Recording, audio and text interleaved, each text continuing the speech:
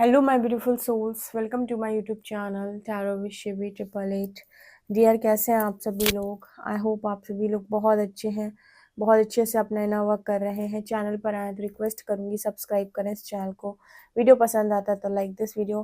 Personal reading के लिए आप मुझे व्हाट्सएप कर सकते हैं, नंबर आपको दिख रहा होगा स्क्रीन के ऊपर। देखने की कोशिश करते हैं आपके पार्टनर की करंट एनर्जी क्या है। ओके, अगर आप करंट एनर्जी से हटकर कोई वीडियो देखना चाहते हैं तो आप मेरे सेकंड चैनल को सब्सक्राइब कर सकते हैं, लिंक आपको डिस्क्रिप्शन में मिल जाएगा। So let's see.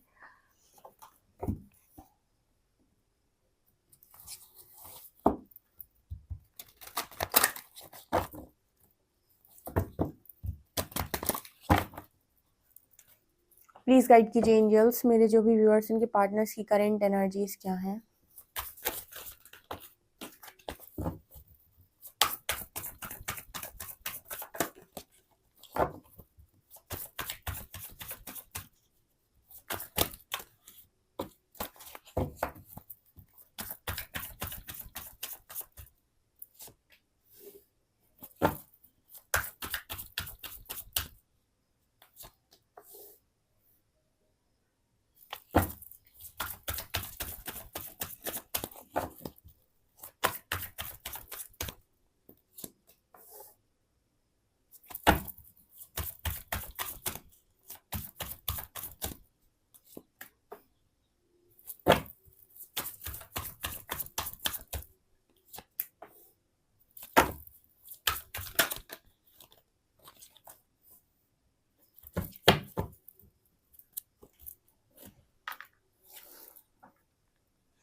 ओके, आपके पार्टनर आपको लेकर क्या सोच रहे हैं? आई होप आपको सब कार्ड्स नजर आ रहे हैं अच्छे से।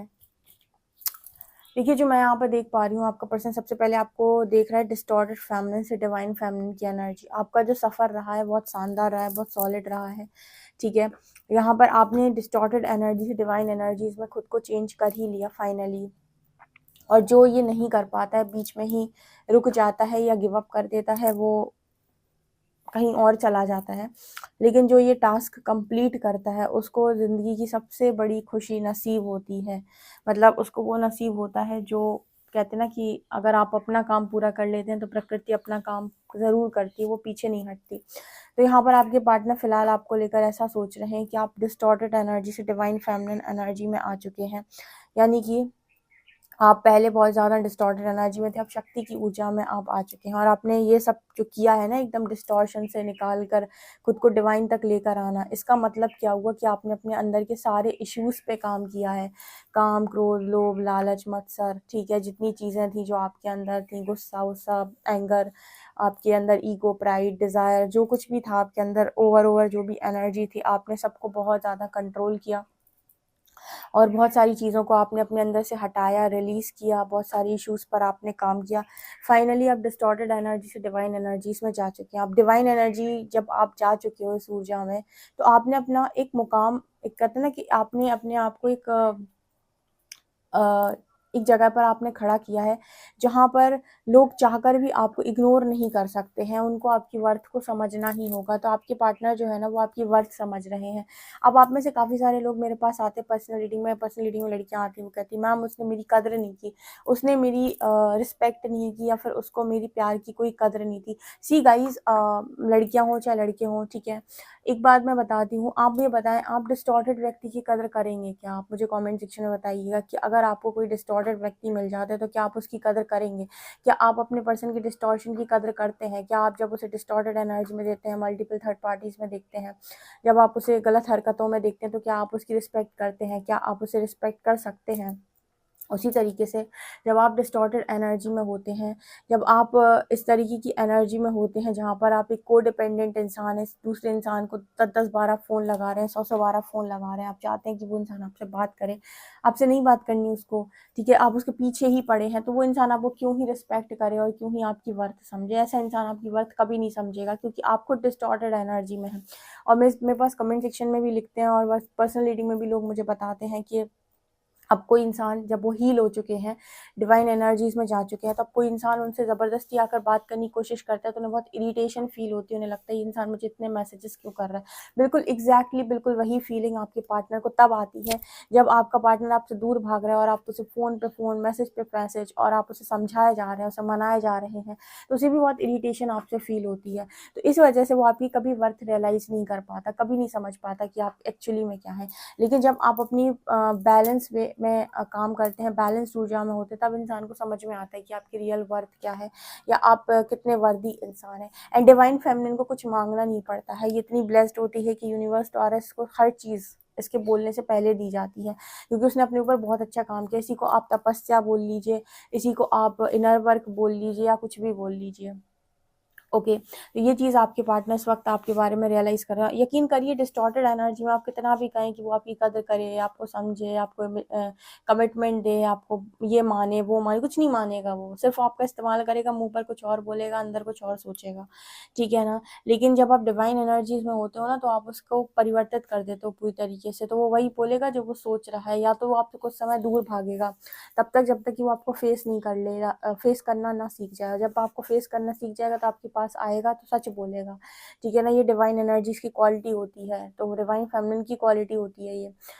इसके बाद है रीपेरेंटिंग योरसेल्फ एंड गार्डन। जैसे आपका पर्सन जो आपको ट्रिगर कर करके आपको बदलने पर मजबूर करता है, आपकी जो हायर एनर्जीज़ हैं, जो आपका हाईएस्ट पोटेंशियल है, जो आपका एक बेस्ट वर्जन है, वो आपके पार्टनर को प्रेरित करता है कि अब आपको पाने के लिए वो अपने आप को बदलें, ठीक है ना। जब तक आप नहीं बदलते, आपका पर्सन अंश मात्र भी नहीं बदलता, वो कुछ उसके अंदर चेंजेस नहीं आते, सिर्फ और सिर्फ वो आपको रुलाएगा, ठीक है। वो ऑन ऑफ करेगा, एन आउट करेगा, और आप रोते रहेंगे और सोचते रहेंगे कि ऐसा ये क्यों करता है।